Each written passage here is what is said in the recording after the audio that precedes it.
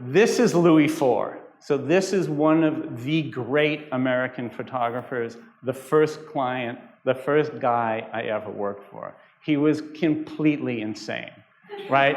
I got this mock-up from him, and I'd never seen anything like it in my life. And it was like, this print is like 5 by 7. He wanted it tiny. Look at the manipulation. Look at what happened in that. Because of my personality, I ended up working for Louis IV for over 20 years. This is insane. Louis, we printed a show for Light Gallery. Louis didn't go to the opening. He picketed outside the show because they were taking 30% of the print cost. And the prints themselves were $300 a piece, something like that. I mean, it's all kind of crazy, right? Louis introduced me to amazing people, like Lisette Modell, who I worked with for many years. Trying to think who. Louis had a very short range of people, because if you don't know his work, look it up. It's really important. Robert Frank and Louis IV were very close, very influential. Louis became a commercial fashion photographer in the late 50s when Bogdanovich at Harper's Bazaar was collecting all of the great art photographers who were broke. And Louis was one of them and did spectacular work. Again, he died penniless. He died in a nursing home in the Upper West Side.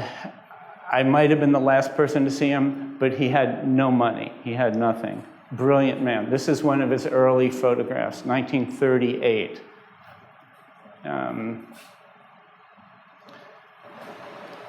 He would only print at night. He'd come to my studio at 10 at night. He didn't like to be seen during the day. And so Lisette Modell is the same way. She would only like to print at night. So you'd print from dark, 9, 8, 9, till 2, 3, 4 in the morning. And then you'd go to the diner and eat. And then very often Louis would take the prints and sit under the table and look at them in the dark in the diner because he liked the light that was under there.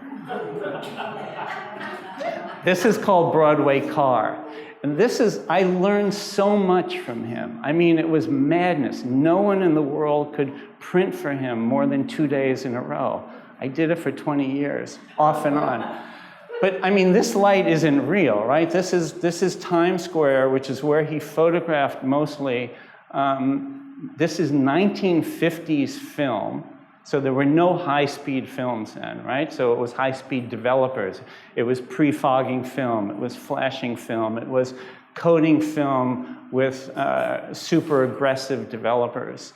So the whole car is just so bright. The first time we printed it together, I'm like, you can't do that, right? Because I didn't have that language. I didn't have that vocabulary. Louis was like, no, of course, it's the only way to print it. And then the fog in the background, or the mist in the background, I mean, that goes dead black, right? Because there's no light there. And so just in terms of manipulating the print, holding that back, so you have this tremendous sense of depth in the picture, and the brightness of these women in the car, and the guy smiling back here. This is stuff that just informed me printing for everyone else for the next 30 years, and it informed all of this stuff.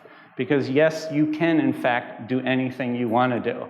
That's all. There really are no rules. Louis often would take prints, and if something was wrong, and I had never an idea what he was looking at, and he would turn them like upside down. He would look at them reflected in a mirror, and this is madness, I thought, but it was perfection, right? It was absolute perfection, because the balance and the symmetry of not only tonal values, but objects and people, and the relationship between this line and that line was always perfect. It was something that he never let go. It was always something that he was looking for. This is called Penn Station Lovers, one of my absolute favorite pictures of his. again, no high-speed film.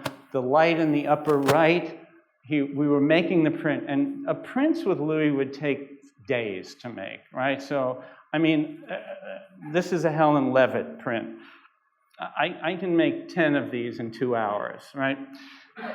We'll talk about that print later, but this took 3 days because he could never get the crop right, he could never get the balance right. The depth was always a problem. How much detail should be in the newsstand behind? Finally, when we got the print right, he sticks his finger in the upper right, his hand, to make that light. That light does not exist. The print was right. Something that no one would really consciously do, making a print photographically. It's like, that was the thing. So if you take your hand and just block that, the drama, right, in the print becomes so much less without that light being in there. And so the reason I show him first was because all of the pain that I went through working with this guy, and people still say, I can't believe you worked for Louis for that amount of time. I won't talk about the phone calls, because there used to be answering machines then, and so he would wake up in the middle of the day and leave a message about a print that would go on for 30 minutes. And so I'm like, I should have saved those tapes, right? Anyway, this is just a brilliant picture in 1946. And he also signed his prints, right, on pencil, which is something that very few people do. This is called Daddy Warbucks or something like that, right? So you see the influence of like, Diane Arbus was a student of his, right? You see the influences of many people here.